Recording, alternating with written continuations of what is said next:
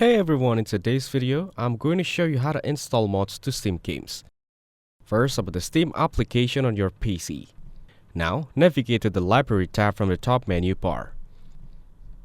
In the left panel, you'll see the library of games. Next, it'll allow you to search games using the search bar and filter them by categories. Then, select Workshop from the filter menu.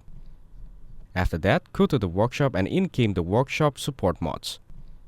Here, select the Steam VR option and go to the Workshop tab on the right side. It'll direct you to the mods page. Scroll down to explore mods such as popular and recent. To download any mod, select the suitable mod you want. Read the description to learn about the game mod. To install it, click the subscribe to install it. Your item will be added to the subscription. Some games will require you to relaunch them before the item can be downloaded. For more information, check out the links given in the description. Don't forget to like and subscribe to the channel. Thanks for watching. See you in the next one.